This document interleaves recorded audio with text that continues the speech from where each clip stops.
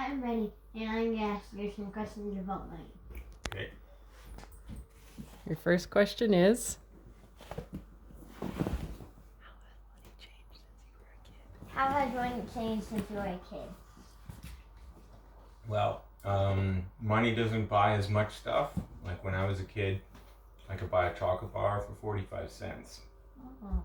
And now a chocolate bar is, I'm not sure how much it is, but it's a lot more than 45 cents. It's probably closer to $1.50 or $2. Mm-hmm. So things have started to cost more money.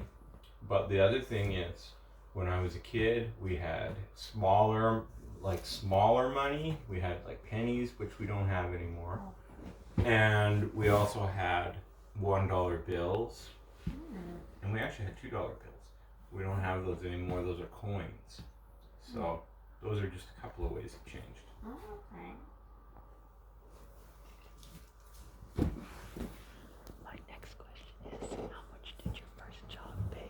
My next question is, how much did your first job pay? Well, my first job was minimum wage job.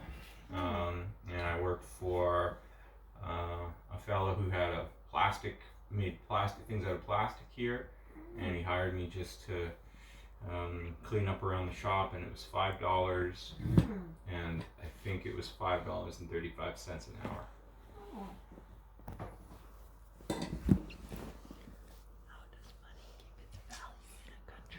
How does money keep its value in a country? Well,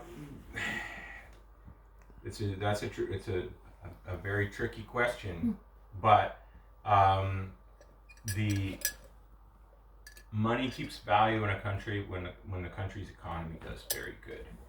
So when the country has a lot of stuff that it makes and sells to people in other countries, and that can mean not just things that it makes, but things that we have that that other countries don't have, like oil and potash, and that's one of the good things about where we live. But also responsible governments making sound fiscal policies. That helps money retain its value, and unfortunately, we don't have that in our country right now. Our country is run by someone who's altogether irresponsible and is driving our country off a cliff, and has actually printed more money in his time as prime minister than almost all of the other prime ministers put together.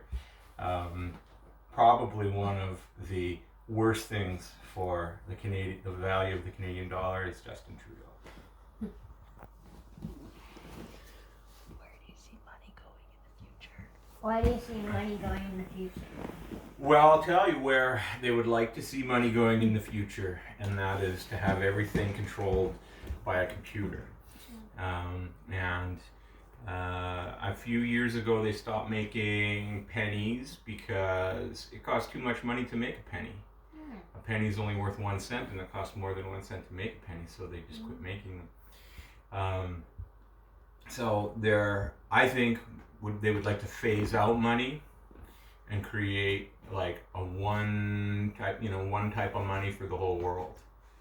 Okay, and that's what it actually says will happen in the Bible too. So, just so you know. So the idea of putting all the money into computer systems and just having one for the whole world will make it really, really, really easy in the future for someone who wants to take over and control the world to do so. That's what it says will happen in the Bible. So that's what I would say will likely happen to money. But one of the things we have to remember about money is that money is just how much we are willing to give up our time for. So there is a possibility that in the future some people will want to move away from that, and they'll just want to trade their services for somebody else's services. And that's really what money is all about. It's how much time did it take me to make this, and then what can I trade for it that I need that somebody else makes that I don't know how to make. And that's trading. So.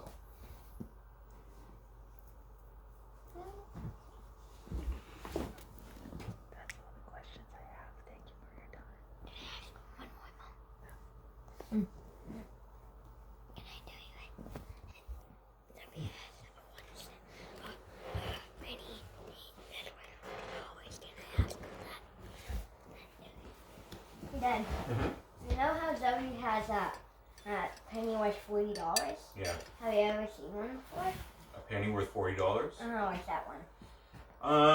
Yeah, I think because it was in my safe. When I was a kid, I used to have a penny from, I think it was 1907. It was really, really, really old. Yeah. It was Abraham Lincoln. It was an American penny, and I'm pretty sure it was really, really old. I don't know whatever happened to it. Thank you. Thank you, Benny.